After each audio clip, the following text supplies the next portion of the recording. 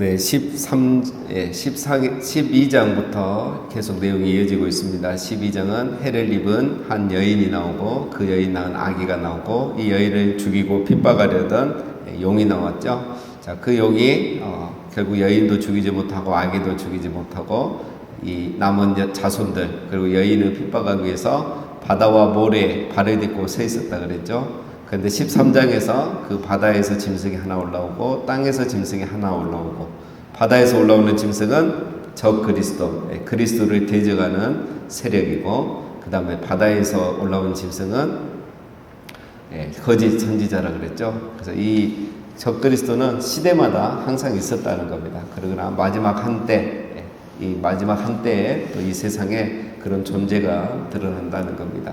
자, 그런 그 기간이 이제 7년 대환란 기간이고 특별히 후반기 대환란 기간에는 이제 이 적그리스도와 거짓 선지자가 성도와 교회를 핍박하고 또 죽이기도 하고 또 666 이 짐승의 표를 받게 하고 받지 않으면 매매도 못하게 하는 그런 시대가 온다 그랬습니다. 자, 그러면서 14장 내용이 나오죠. 14장 내용은 뭡니까? 그런 큰 환란이 있어도 걱정하지 말라는 거죠. 왜냐하면 하나님 택함 받은 성도는 다 믿음을 지킬 수 있도록 성령을 부어주시고 은혜를 주시고 그래서 그들은 다 구원을 받는다.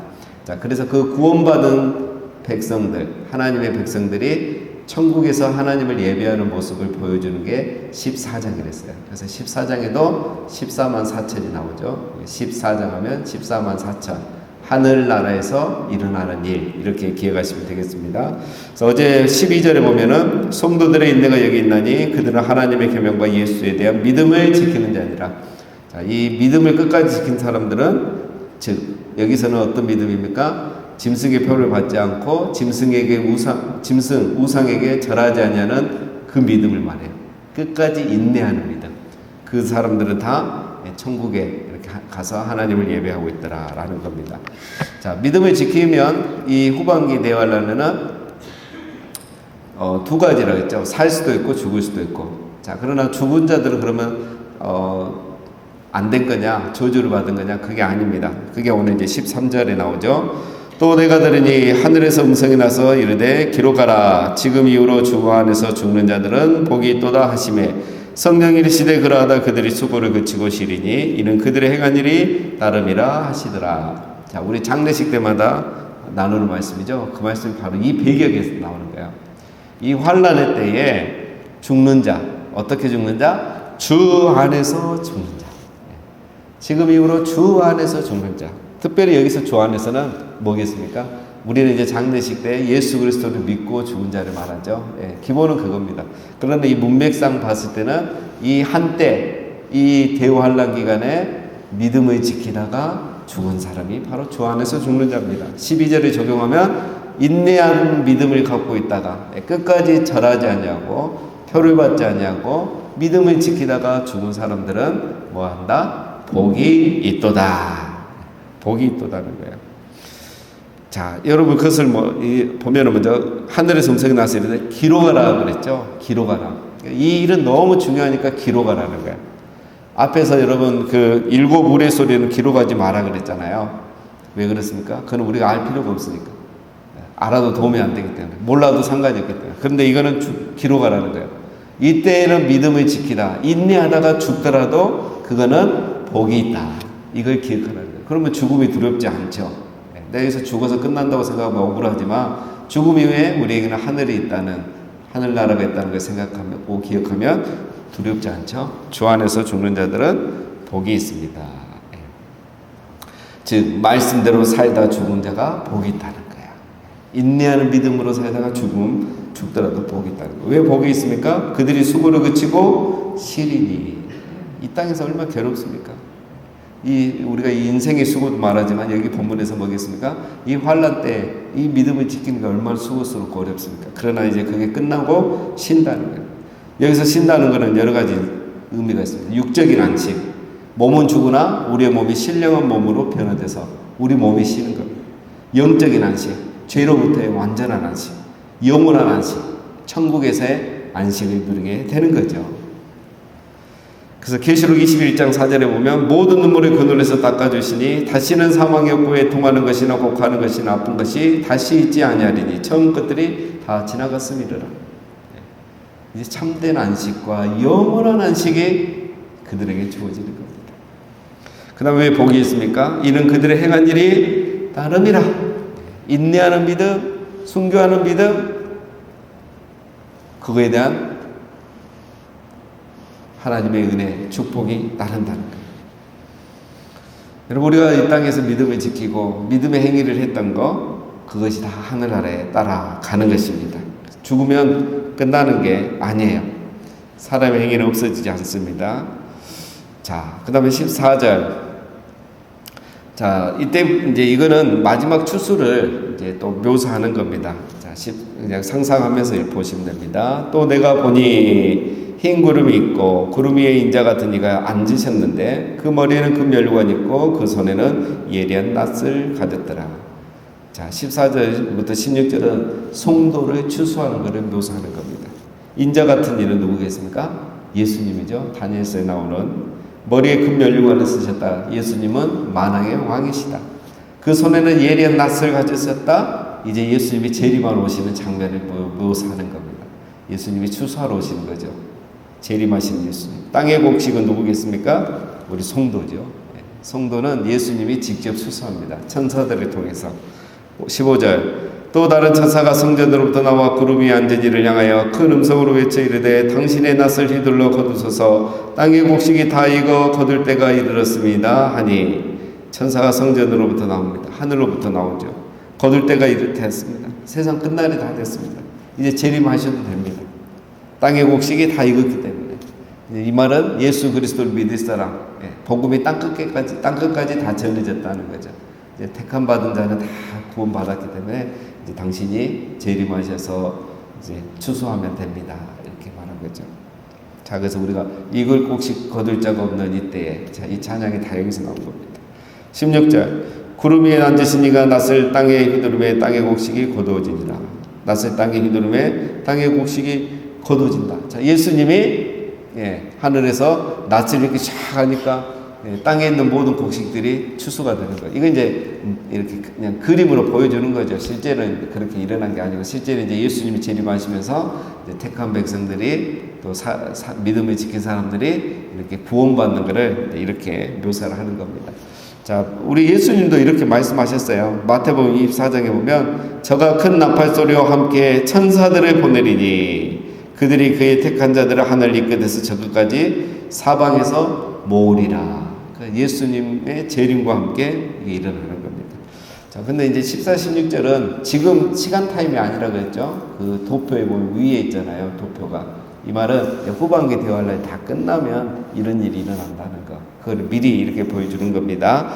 또 17절. 또 다른 천사가 하늘에 있는 성전에서 나오는데 역시 예리한 낫을 가졌더라. 자, 이 또 다른 천사는 누구겠습니까? 이제 이 천사는 불신자를 추수하는 천사입니다.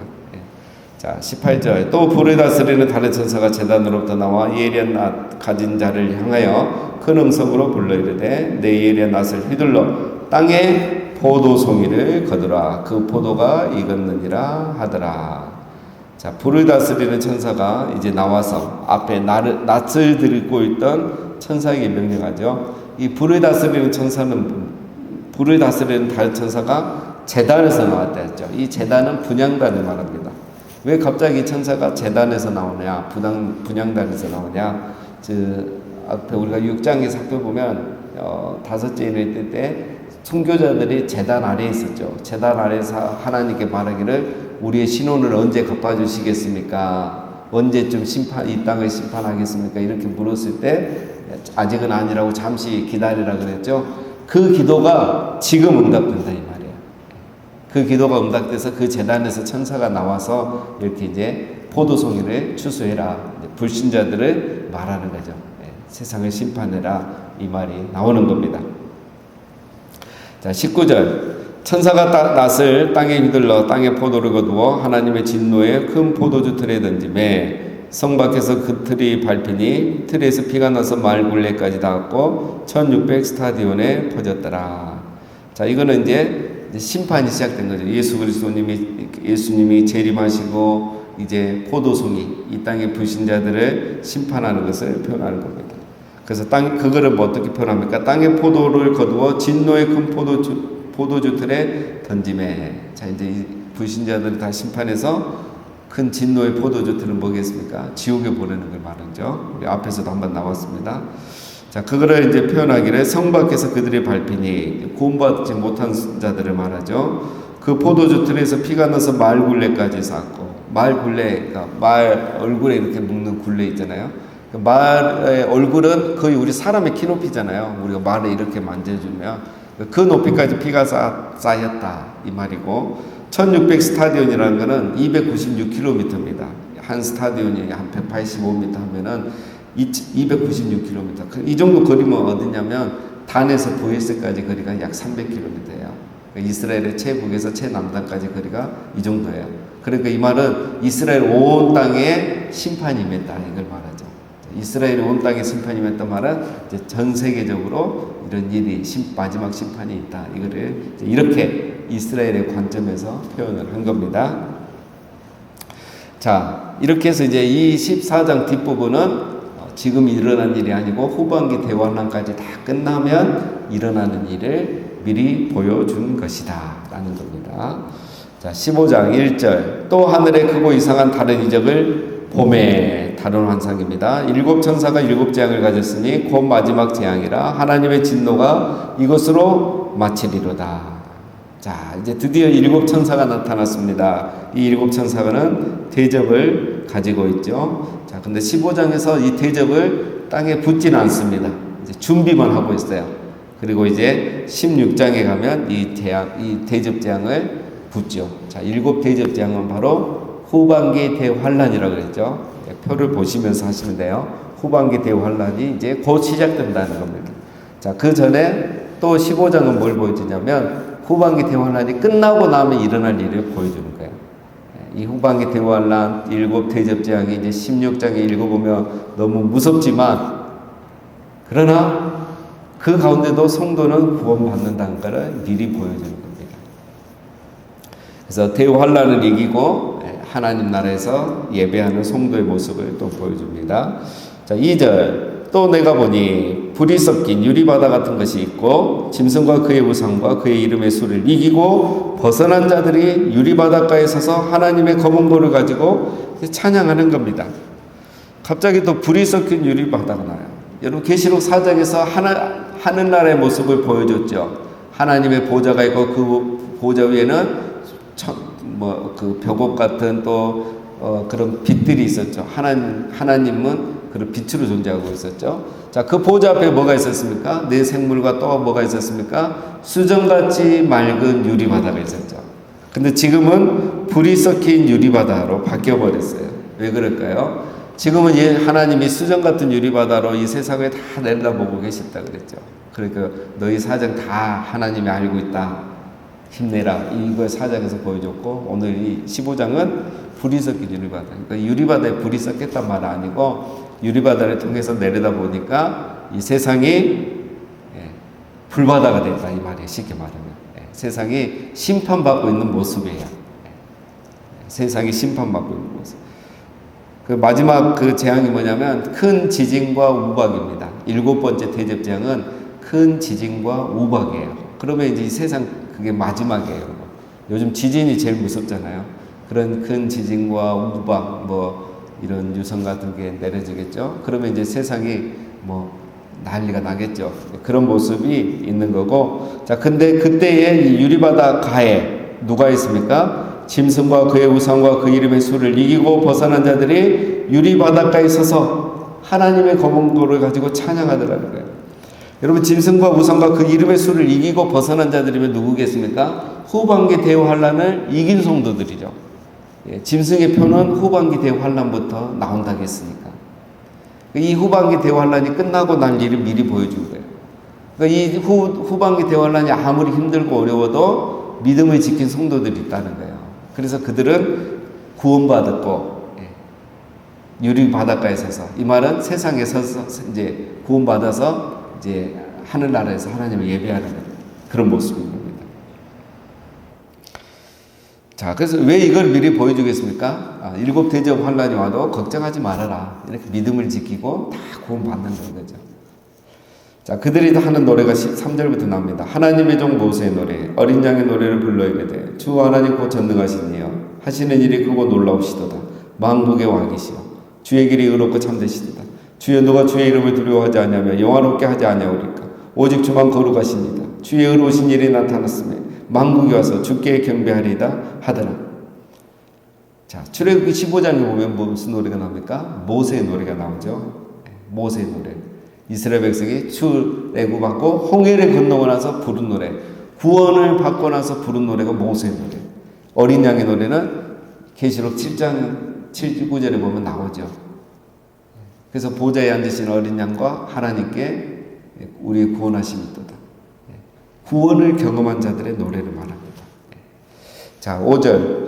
또 이후에 내가 보니 하늘의 증거의 장막의 성전이 열리며 일곱 재앙을 가진 일곱 천사가 성전으로부터 나와 맑고 빛난 세마포옷을 입고 가슴에 금띠를 띠고. 자, 증거 장막의 성전, 이건 증거계, 언약계가 있는 장막 성전을 말하죠. 자, 근데 실제적으로 성전은 천국에 가면 성전이 없죠. 이건 하나의 묘사입니다. 하나님이 성전이고 천국 자체가 성전인 거죠. 자, 일곱 재앙을 가진 일곱 천사 6절에, 자, 이 일곱 천사 누굽니까? 일곱 대접을 가진 일곱 명의 천사를 말하죠. 그들이 맑고 빛난 세마포옷을 입고 가슴에 금띠를 띠고 있더라. 맑고 빛난 세마포옷은 누가 입습니까? 제사장이 있는 거죠. 그리고 가슴에 금띠를 띠었다. 이거는 금띠는 누가 띠입니까? 왕들이 띠죠. 그러니까 이 천사들은 뭡니까? 왕권을 위임받은, 다시 말하면 심판을 위임받은 천사들이에요. 그래서 이 천사들이 이제 대접을 하나씩 볼 때마다 이제 이 세상을 하나씩 심판하는 거죠. 자, 그거를 이렇게 표현한 겁니다. 그래서 원래 천사들은 이런 세마포옷을 입고 뭐 금띠를 띠고 하진 않는데, 이제 원래는 예수님이 이렇게 하시잖아요. 그래서 예수님의 모습을 가진 천사들이 이렇게 한단 말은 예수님의 명을 받아서 이 천사들이 이 땅에 대접을 하나씩 볼 때마다 한 가지 심판씩 일어난다. 이거를 이렇게 묘사하는 겁니다. 7절. 내 생물 중에 하나가 영원토록 살아계신 하나님의 진노를 가득히 담은 금 대접 일곱을 그 일곱 천사들에게 주니. 내 생물은 계시록 4장에 보면 하나님 보좌 앞에 있는 네 천사를 말하죠. 스랍 천사를 말하죠. 그들이 금 대접 일곱 가지 대접이죠. 일곱 가지 심판이 담긴 일곱 개의 대접을 말합니다. 근데 여기 보면 금 대접에 담겼죠. 무슨 심판이 금 대접에 담길까요? 이 심판이 금 대접에 담긴 겁니다. 이건 뭘 말하겠습니까? 예수님이 명령하신 심판이에요. 우리가 왕의 명령은 다 그런 거에 담아가잖아. 금으로 인정하고. 이렇게. 예수님이 명령하신 심판이에요. 그래서 금 대접에 담은 겁니다. 그런 식으로 표현을 한 거고요. 자, 이게 이제 뭐겠습니까, 여러분? 드디어 이제 이렇게 하고 16장에서 이 금 대접을 하나씩 쏟습니다, 땅에. 그러면 심판이 일어나잖아요. 이 심판이 뭐 무섭고 두렵다고 그런 관점에서 보지 마시고요. 이제 뭡니까? 우리의 기도가 응답되는 날이에요. 이 일곱 대접의 땅에 부어야 예수 그리스도가 재림하시고 세상 끝이 나고 이제 하나님 나라에 우리가 가는 거예요. 그래서 그런 관점에서 이건 기쁜 일입니다. 이 금대접은 언제 붙습니까? 이제 자꾸 이 본문이 왔다 갔다 하니까 헷갈리는데, 이 금대접을 붙는 건 기도 응답입니다. 첫 번째 누가 기도했습니까? 우리 성도들이 기도했잖아요. 계시록 5장에 보면 뭐가 나왔습니까? 우리 성도의 기도가 기도의 향연이 되어서 천사가 가지고 있는 금향로, 거기에 다 담겼잖아요. 그걸 가지고 이 땅에 부을 때 이 땅에 심판이 시작되는 거예요. 그 다음에 계시록 6장에 다섯째 일을 때 제단 안에 있던 순교자들이 기도했잖아요. 언제 우리의 신원을 갚아주시겠습니까? 그때 하나님 잠시 기다리라 했잖아요. 그 기도가 지금 응답되는 거예요. 그래서 이 마지막 심판은 예수 그리스도 오시면 우리 성도의 기도, 순교자들의 기도가 응답되는 날인 겁니다. 자, 그래서 그렇게 기쁜 관점에서 우리가 보면 되겠습니다. 마지막 8절. 하나님의 영광과 능력으로 말미암아 성전의 연기가 가득 차매 일곱 천사 일곱 재앙이 마치기까지는 성전에 능히 들어갈 자가 없더라. 자, 이거 보면 이제 우리가 천국 개념을 좀 이해할 수 있습니다, 여러분. 일곱 천사가 일곱 재앙을 마치는 날, 후반기 대우 환란이 끝나는 걸 말하죠. 이 한때가 다 끝나기 전까지는 성전에 능히 들어가는 자가 없더라. 그래서 여러분 우리가 이제 편의상 그냥 이렇게 지금 죽으면 천국 갔습니다. 하나님 품에 갔습니다. 이렇게 이제 말을 하지만 오늘 말씀을 보면 실제로는 천국에 바로 가는 게 아니죠. 새 하늘과 새 땅은 예수 그리스도가 재림한 이후에 가는 겁니다. 그 전에는 성전에 들어가는 자가 없다는 거죠. 그래서 이제 우리가 예수님이 그 강도에게 말했던 것처럼 오늘 너가 나와 함께 낙원에 있으리라. 이런 곳이 있다는 거죠. 자, 그래서 오늘은 여기까지만 살펴보겠습니다. 자, 이 환란이 아무리 있어도 어떻습니까? 하나님의 백성들은 다 믿음 지키고 구원받더라는 것. 그리고 성도들을 기도하고 선교자들을 기도했던 것처럼 이 땅의 마지막 심판은 있고 우리 성도는 구원을 받는다는 것. 오늘 그것만 기억하시면 되겠습니다. 자, 확실한 천국이 있고 확실한 구원이 있습니다. 그래서 우리는 이것을 확신하면서 절대신앙, 인내하는 신앙으로 항상 살아가시고 또 우리가 이 땅의 삶으로 끝나지 않고 영원한 안식이 있는 천국이 있다는 것을 기억하고 소망하면서 살아가시는 우리 모두가 되시기를 주님의 이름으로 축원드립니다.